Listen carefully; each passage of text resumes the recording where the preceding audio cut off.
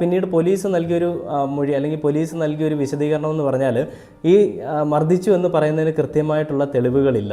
ആ കൃത്യമായിട്ടുള്ള തെളിവുകൾ ഇല്ലാത്തതിൻ്റെ പേരിൽ ഉണ്ണിമുകുന്ദനെതിരെ ആക്ഷൻ എടുക്കാൻ സാധിക്കില്ല. എന്നിട്ടും ഈ വിപിൻ കുമാറിൻ്റെ പ്രശ്നം അങ്ങോട്ട് തീർന്നില്ല. വിപിൻ കുമാർ ഒരുപാട് പരാമർശങ്ങളുമായിട്ട് മാധ്യമങ്ങൾക്ക് മുൻപിൽ വന്നിട്ട് ഓരോ ദിവസമായിട്ട് ഓരോ അപ്ഡേറ്റുകളുമായിട്ട് ഇങ്ങനെ വന്നുകൊണ്ടേയിരുന്നു. അപ്പോൾ ഈ പറയുന്ന നമ്മുടെ നരിവേട്ട എന്ന് പറയുന്ന സിനിമയെ പറ്റി വിപിൻ കുമാർ ഇട്ട പോസ്റ്റ് ഇതാണ്. ഞാൻ ഈ സൈഡിലത് കാണിക്കാം. ഇതാണ് ഈ പറയുന്ന വിപിൻ കുമാർ പോസ്റ്റ് ചെയ്തത്. ഇതിനെയാണ് ഈ പറയുന്ന ഉണ്ണിമുകുന്ദൻ ഈ ഒരു കാര്യം പറഞ്ഞുകൊണ്ടാണ് തന്നെ മർദ്ദിച്ചതെന്നാണ് ഈ പറയുന്ന വിപിൻ കുമാർ പറയുന്നത്. അപ്പോൾ വിപിൻ കുമാറിന് അപ്പോൾ അതിനെപ്പറ്റി എന്താണ് പറയാനുള്ളതെന്ന് ഞാനൊന്ന് ആദ്യം പ്ലേ ചെയ്യാം. അതിനുശേഷം നമുക്ക് ഉണ്ണിമുകുന്ദൻ്റെ പ്രതികരണവും അതേപോലെ തന്നെ ഉണ്ണിമുകുന്ദൻ എന്താണ് പറയാനുള്ളതെന്നുള്ളത് ഇപ്പോൾ ലേറ്റസ്റ്റ് വന്നിട്ടുള്ള ന്യൂസ് ഒന്ന് കണ്ടു നോക്കാം. ഉണ്ണിമുകുന്ദൻ എന്നെ മർദ്ദിച്ചു. ഇന്ന് രാവിലെ എന്നെ വിളിച്ചിട്ട് ഞാൻ താമസ സ്ഥലത്ത് നിന്ന് താഴോട്ട് പാർക്കിങ്ങിലേക്ക് ഇറങ്ങി വരാൻ വിളിച്ചിട്ട് മർദ്ദിക്കായിരുന്നു. അസഭ്യമൊക്കെ പറഞ്ഞു. അപ്പോൾ ഞാൻ പരാതി കൊടുത്തിട്ടുണ്ട്. പിന്നെ കൂടുതൽ കാര്യങ്ങൾ ശേഷം ഞാൻ അറിയിക്കാം.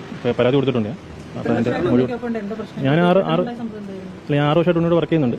പിന്നെ